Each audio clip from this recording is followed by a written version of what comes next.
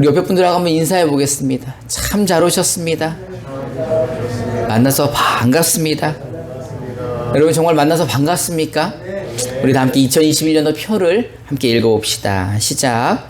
하나님 앞에 잠잠히 참고 기다리는 교회. 아멘. 그런 교회 되기를 주님의 이름으로 축원합니다. 진짜 우리가 지금은 잠잠히 참고 기다려야 될 때가 아닌가 생각이 듭니다. 진짜 뭔가 하고 싶고 뭔가 이렇게 막 하고 싶지만 뭐 하나님의 메시지가 잠잠히 지금은 기다려야 될 때가 아닌가라고 말씀하시는 것 같습니다. 요즘 날씨는 또 어떻습니까? 무척 덥죠. 계속 30도 이상으로 온도가 올라가기 때문에 폭염이고 또 밤에도 또 열대야로 잠 못 이루시는 분들이 많이 있습니다. 그래서 뭐 사람들이 한여름 되면은 그래서 이렇게 더위를 피해서 피서를 가는 게 아닌가 생각이 듭니다. 여러분들은 뭐 올해 피서 갈 계획이 있으십니까? 혹시 피서 안 가보신 거 아니에요? 피서가 뭔지 모르는 거 아니에요? 예? 사실 뭐 저희도 뭐 피서를 많이 다녀본 거는 아니지만 저 개인에게 있어서 이 피서는 휴가가 아닌 극한 체험 뭐 이런 거라고 생각이 듭니다. 아이들 데리고 피서 가는 게 만만치 않잖아요. 아이들 데리고 그 휴가를 가려면 일단 짐을 싸야 되지 않습니까? 근데 뭐 짐이 뭐 좀 많아야지 뭐 애들 짐도 많지만 뭐 우리 짐도 많고 또 가면은 거기도 마트가 있는데 꼭 우리 마트에서 사야 되잖아요. 천사마트 가가지고 바리바리 싸가지고 그 무거운 짐을 누가 질까요? 나 홀로 지고 차에 다 옮기고 사람들도 다 태우고 애들 태우고 그러면 이제 휴가가 끝나는 거죠. 그때부터 시작이에요. 그때부터 시작. 그 짐을 싣고 이제 출발을 하면 저와 같은 마음을 가진 모든 가정들이 고속도로로 모이죠. 그럼 고속도로부터 꽉 막히는 거예요. 그럼 이제 애들이 짜증을 내는 거죠. 언제 도착하냐? 왜 이렇게 머냐? 날씨는 덥냐? 이러면 이제 입 좀 다물으라고 막 입에다 뭘 넣어주잖아요. 이것저것 먹이다 보면 또 배 아프니 화장실 가고 싶니? 이래서 휴게소를 들려야 되고 휴게소 가면 사람이 좀 많습니까? 휴가철에 그거를 삐집고 가가지고 휴게소 몇 번 들리고 나면은 이미 이제 도착하면 지쳐 있는 거죠. 어쨌든 우여곡절 끝에 피서지의 더위를 피해 왔는데 우리를 기다리고 있는 건 누구예요? 사람들이죠. 사람들이 뭐 좀 많아야지. 그리고 여러분들 맛집 가보셨습니까? 맛집? 맛집이라고 간 곳 중에 맛집은 전 아직까지 못 본 것 같아요. 다 거짓말인 것 같아. 뭐가 맛있다고 맛집이라 그러는 건지 그런 데 가서 맛집 가면은 또 맛이 없죠. 이해가 또 될 게 휴게소에서 또 얼마나 처먹었습니까? 그 먹고 난 다음에 그 맛집 가가지고 맛있을 리가 없는 거죠. 그럼 어쨌든 그렇게 돼서 뭐 숙소로 들어가서 잠을 자려고 하면 잠이 옵니까? 잠자리는 바뀌었지. 피곤하지. 하루 종일 먹어서 소화는 안 되지. 그렇게 설잠을 자고 난 다음에 그 다음날 산으로 강으로 바다로 가가지고 그냥 뭐 놀 때는 좋죠. 근데 이제 집에 갈 때 되면 어떻습니까? 뭐 새까맣게 타가지고 막 살갗이 벗겨진 그 채로 다시 무거운 짐들을 싸야 되는 거 아니에요? 싸갖고 갔던 거 다 싸가지고 다시 차에 싣고 애들 싣고 이러면 끝나는 건가요? 다시 출발해야 되지 않습니까? 그럼 저와 같은 마음을 가진 사람들이 모두 고속도로에 모여가지고 또 이제 가면은 차 막힌다고 애들이 짜증내면 조용하라고 입에다 뭐 넣어주고 그럼 또 휴게소 가야 되고 그러고 났는데 바뀌는 건 뭐예요? 운전자가 제정신이 아니잖아요. 졸음운전하고 피곤해가지고 그리고 집에 돌아오면 피서를 갈 때보다 사람이 더 만신창이가 되어 있는 거죠. 그리고 난 다음에 또 며칠을 쉬어야지 회복이 됩니다. 근데 그 휴가를 갔다 와서도 마음이 뿌듯하기보다는 돈은 돈대로 쓰고 시간은 시간대로 썼는데 몸은 몸대로 지치고 남는 건 뭐예요? 새카만 얼굴밖에는 남는 게 없는 거죠.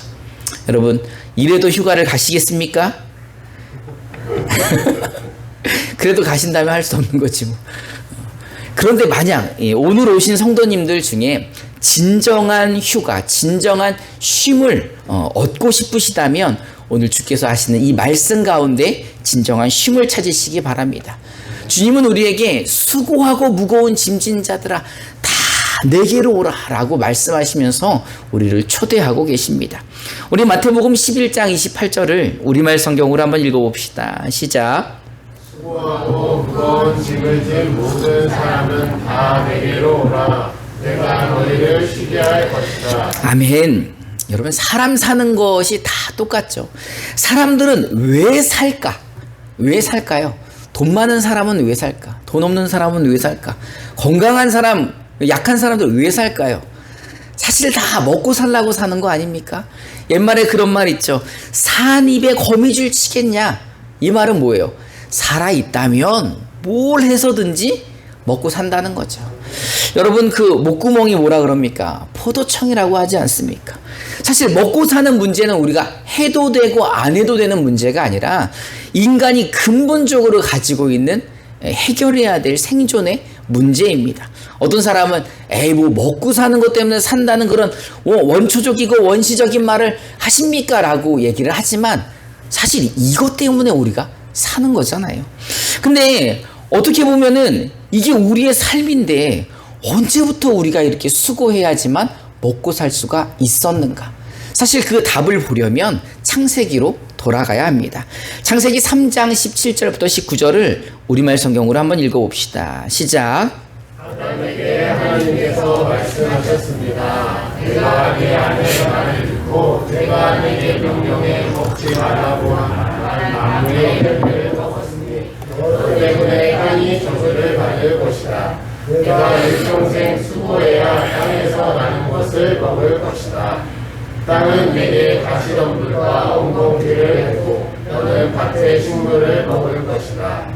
내가 흙에서 취해졌으니 흙으로 돌아갈 때까지 내 얼굴에 땀이 흘러야 내가 음식을 먹을 것이다. 너는 흙이니 흙으로 돌아갈 것이다. 아멘. 우리가 너무 잘 아는 말씀이죠. 내 얼굴에 땀이 흘러야지만 내가 음식을 먹을 것이다 라고 주님이 말씀하시죠. 사람이 뼈 빠지게 수고하는 이유는 우리 조상이었던 아담이 하나님과의 약속을 어겼기 때문인 거죠. 세상을 창조하시고 사람을 만드신 하나님은요, 아담과 하와를 위해 에덴 동산을 만들어 주셨습니다. 그러나 그 에덴 동산에는 규칙이 있죠. 뭐 하면 안 된다는 거예요. 선악을 알게 하는 그 열매를 먹으면 안 된다는 거죠. 왜요? 그거 먹으면 왜 안 됩니까? 먹으면 죽으니까. 반드시 그거 먹으면 죽으니까 절대 먹지 마라 라고 하나님이 말씀하셨는데 아담이 그 약속을 어기고 그 열매를 먹습니다. 그리고 나서 저주를 받죠. 아담도 저주를 받지만 그 아내도 저주를 받고 아담으로 인하여 땅도 저주를 받게 되는 겁니다. 땅은요, 그때부터 사람들에게 열매를 내주지 않습니다. 오늘 말씀에도 보니까는 가시덩풀과 엉겅퀴만을 내는 거죠. 그러니 먹고 살려면 어떻게 해야 됩니까? 땀을 흘려 수고해서 그것을 가꾸어 밭을 만들어야지만 그 소산물을 먹을 수가 있는 거죠. 그때부터 사람들은요, 일평생 수고하고 땀을 흘려야만 했던 것입니다. 그러니 인류의 수고는 사실은 저주인 거죠. 우리가 땀 흘려 일하는 것은 하나님으로부터 받은 저주인 것입니다. 뿐만 아니라 더 큰 문제는 무엇입니까? 흑인이 흙으로 돌아가라. 결국은 다 죽는다는 거죠. 인류는 이 먹고 사는 문제로 인하여 수많은 시간을 땀을 흘렸고 수고를 하였습니다. 그런데 그보다 더 큰 문제는 죽는 문제를 아직도 해결하지 못하고 있는 거죠. 여러분, 천수를 누리시는 분 보셨습니까? 인류가 생기면서 지금까지 1000살을 넘게 사신 분들은 아무도 없어요. 제일 오래 살기 위해서 좋은 것만 먹었던 사람 중에 하나가 진시황일 겁니다.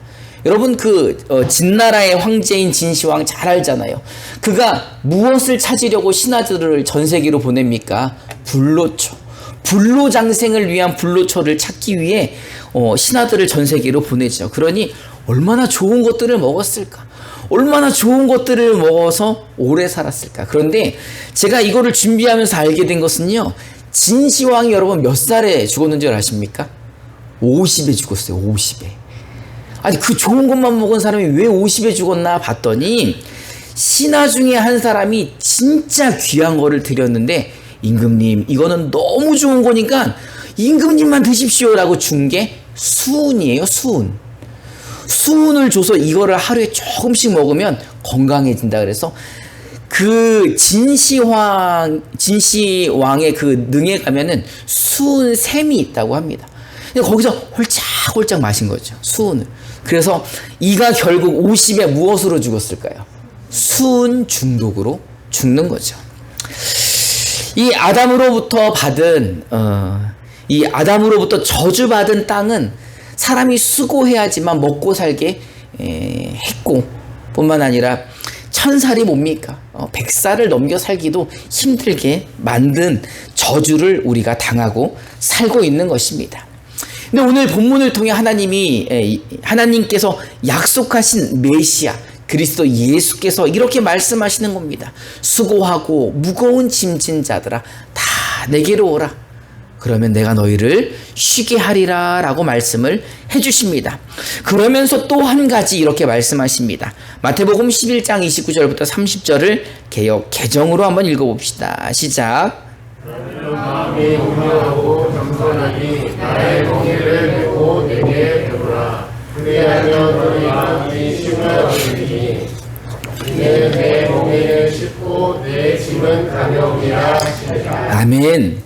주님이 자기 자신을 소개하시는데 나는 마음이 온유하고 겸손하다라고 표현하고 계십니다.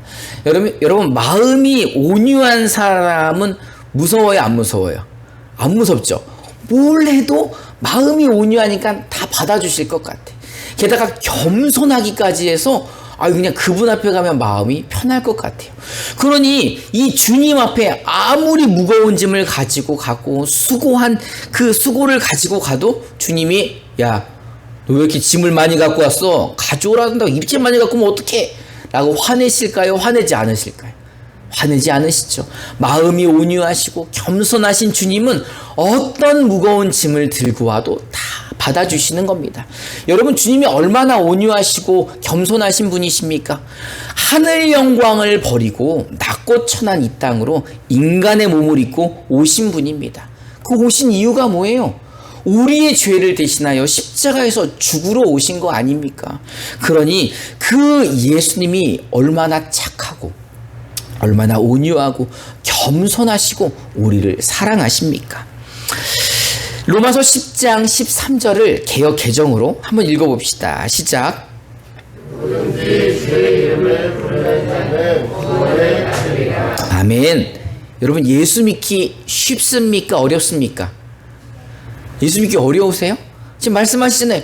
누구든지 주의 이름을 부르면 다 구원해 주신다고 말씀하시는 겁니다. 여기 누구든지는 누구를 말하는 거예요? 죄가 많든 적든 돈이 많든 적든 어떤 사람이든지 상관없이 누구의 이름만 부르면, 예수님의 이름만 부르면 구원해 주신다는 겁니다. 그러니 믿기가 쉽지요. 이렇게 이 정도로 예수님은 마음이 온유하시고 겸손하신 분이십니다. 이 예수님이 우리에게 수고하고 무거운 짐들을 다 가져오라고 말씀하시면서 한 가지 주의 멍에를 메고 나에게 배워라 라는 말씀을 하십니다. 여러분 멍에가 뭔지 어른들은 아시지만은 저도 자세히는 몰라서 이번에 한번 찾아봤습니다. 이 멍에라는 것은요 소나 나귀 등에다가 이렇게 매는 겁니다. 그래서 목을 이렇게 메고 어깨에다가 같이 메고서는 밭을 가는데 사용하는 도구입니다. 이 주님께서는 나의 멍에는 쉽고 가볍다. 그래서 나의 멍에를 베고 나에게 배워라 라고 말씀하십니다. 그러면서 그럴 때 너희의 마음에 쉼을 얻으리라 라는 말씀을 하십니다. 이 멍에를 보니까요 소 한 마리가 밭을 갈면은 한 마리만큼의 효과를 냅니다. 그런데 이 두 마리가 멍에를 같이 메고 일을 하면요 2마리 이상의 효과를 낸다는 거예요. 3배 정도의 효과를 낸다는 겁니다. 그런데 이 멍에를 오랫동안 같이 메고 같이 밭을 내면서 호흡을 마치고 훈련된 소들은요 4배 이상의 효과를 낸다는 거예요. 뿐만 아니라 소들도 힘을 그만큼 덜 쓰고 효과는 4배 이상을 내는 아주 효율적인 도구라는 겁니다. 또 어린 소가 이 멍에 맬 줄을 모를 때는 아주 오래되고 숙련된 소와 함께 멍에를 매면 그 어린 소가 멍에 매는 법을 배우고 함께 밭을 가는 법을 배운다고 하는 겁니다. 그런 거를 볼 때 주님은 내 멍에를 너희가 메고 나에게 배우면 너희 마음에 쉼을 얻을 것이다 라고 말씀을 하시는 겁니다. 여러분, 마음에 참된 평화를 얻고 싶으십니까? 여러분, 정말 쉼을 얻고 싶으십니까? 그렇다면 주님의 멍에를 메시기 바랍니다. 주의 멍에를 메고 여러분들 그 주님께 배우시기를 바랍니다. 그렇다면 우리가 주의 멍에를 메기 위해서는 먼저 뭘 해야 될까? 내 멍에를 내려놔야 되는 거예요. 내 멍에를 내려놔야 그 가벼운 주의 멍에를 내가 메고 주님으로부터 배울 수 있다는 겁니다. 그렇다면 내 멍에를 내려놓는다는 말은 무엇일까? 바로 아담으로부터 받은 저주를 이야기하는 겁니다. 여러분, 우리는 우리의 조상이 원숭이나 고릴라가 아니잖아요. 우리의 조상이 아담이잖아요. 아담과 하와가 우리의 조상이라면 우리는 그로부터 내려온 죄인의 후손이라는 겁니다. 그 죄 때문에 결국은 어떻게 됩니까? 하나님의 심판을 받고 멸망을 받는 거죠. 그러니 이 죄인들이 메고 있던 죄의 멍에를 내려놓을 때만이 주님의 멍에를 우리가 맬 수 있는 거죠. 그렇다면 어떻게 해야 우리의 멍에를 내려놓고 주의 그 가벼운 멍에를 우리가 맬 수 있는가? 요한복음 1장 12절부터 13절을 개역 개정으로 한번 읽어봅시다. 시작. 영접하는 자하고 그 이름을 믿는 자들에게는 하나님의 자녀와 되는 권세를 주셨으니 이는 혈통으로나 육정으로나 사람의 뜻으로 나지 아니하고 오직 하나님께로부터 난 자들이니라. 아멘. 우리의 멍에를 내려놓고 그 죄의 멍에를 내려놓고 주의 멍에를 지는 것은 바로 예수 믿으면 되는 겁니다. 예수님을 믿으면요, 우리가 하나님의 자녀가 되잖아요. 그러면 저절로 아담의 그 죄인의 후손이었던 그게 끊어지고 그게 옛사람이잖아요. 그리고 하나님의 자녀가 되어 신분이 바뀌는 겁니다. 이게 바로 우리가 죄의 멍에를 내려놓고 주의 멍에를 매는 방법인 거죠. 그러면 어떻게 보면 여러분들은 지금 예수님 믿으십니까? 안 믿으십니까? 믿으시잖아요. 그러면 이미 우리는 그 죄인의 멍에를 내려놓은 거죠. 그리고 지금 누구와 함께 멍에를 메고 있는 겁니까? 주님의 멍에를 우리가 메고 있는 것입니다. 여러분, 그렇게 믿으십니까? 정말 그렇게 믿으십니까? 주님이 내 멍에는 가벼우니까 내 멍에를 너희가 메고 나에게 배워라 라고 하신 말씀의 의미가 무엇일까? 우리 요한복음 14장 16절부터 17절을 우리말 성경으로 한번 읽어봅시다. 시작. 내가 아버지께 구할 것이니 아버지께서 너희에게 다른 보혜사를 보내셔서 너희와 영원히 함께 있도록 하실 것이다. 그분은 진리의 영이시다. 세상은 그분을 볼 수도 없고 알 수도 없기 때문에 그분을 받아들일 수가 없다. 그러나 너희는 그분을 안다. 그분이 너희와 함께 계시고 또 너희 안에 계실 것이기 때문이다. 아멘. 여러분, 우리가 주의 멍에를 가볍게 맬 수 있는 것은 우리에게 도와주시는 분이 있기 때문인 거예요. 예수님께서 성령을 우리에게 보내주셔서 그 멍에를 가볍게 만들어 주셨기 때문에 우리가 주의 멍에를 맬 때 우리는 가볍게 느껴질 수 있는 겁니다. 또한 우리는요, 그 멍에를 메고 지금 누구에게 배우고 있습니까? 여러분, 지금 누구 말씀대로 살고 계세요? 하나님의 말씀대로 살고 계시잖아요. 이미 우리는 주의 말씀대로 살고 있는 사람들, 다시 말해 주의 말씀을 배우고 그 말씀으로 사는 사람들인 겁니다. 그러니까 사실은 우리는 이미 주의 그 가벼운 멍에를 메고 주님의 말씀으로 배우는 사람들인 거죠. 그러니 이미 우리는 뭘 얻어야 되는 사람들인 거예요. 마음의 평화를 얻어야 되는 사람들인데 왜 아직도 마음이 불편하고 왜 아직도 걱정이 있고 왜 근심이 있고 고민이 있을까요? 이유가 뭡니까? 이유가 믿지 않아서 그런 거 아니에요? 여러분, 하나님을 아버지로 두었는데 하나님의 자녀들이 걱정하고 근심하는 것은 누구를 믿지 않는다는 거예요. 여기 우리 은선이가 앉아있지만 은선이 하루 종일 고민하는 거죠. 아, 나 뭐 먹고 살지? 나 어떻게 해야 먹고 살지? 이렇게 고민하면 지금 누구를 무시하는 거예요? 부모님을 무시하게 되는 거잖아요. 하나님의 자녀가 근심하고 걱정하는 것은 누구를 무시하는 겁니까? 하나님 무시하는 거잖아요. 하나님을 믿지 않는 거죠. 여러분, 하나님 믿으십니까? 여러분, 하나님을 믿는다는 것을 어떻게 알 수 있을까요? 아까 말씀해 보니까는 진리의 영을 보내주셨는데 세상은 진리의 영을 알지 못하지만 너희는 안다라고 말하신 그 이유는 뭡니까? 여러분들, 성령이 여러분들과 함께 하심을 믿으십니까? 어떻게 믿으세요? 우리가 사도신경 할 때마다 뭐라 그럽니까? 전능하사 천지를 만드신 하나님 아버지라 고백하십니까? 여러분, 주기도문 할 때마다 하늘에 계신 우리 아버지라고 고백하십니까? 그렇다면 성령이 내 안에 있는 거예요. 내 안에 있는 증거가 하나님을 아버지라 부르는 것입니다. 그렇다면 하나님을 아버지라 부르는 자들은 이미 주의 멍에를 메고 있는 것이고 그 가벼운 멍에를 메고 주께 배우고 있기에 마음의 평안을 얻어야 되는 것입니다. 우리 빌립보서 4장 6절부터 7절을 개역 개정으로 함께 읽어봅시다. 시작. 아무것도 염려하지 말고 다만 모든 일에 기도와 간구로 너희 구할 것을 감사함으로 하나님께 아뢰라.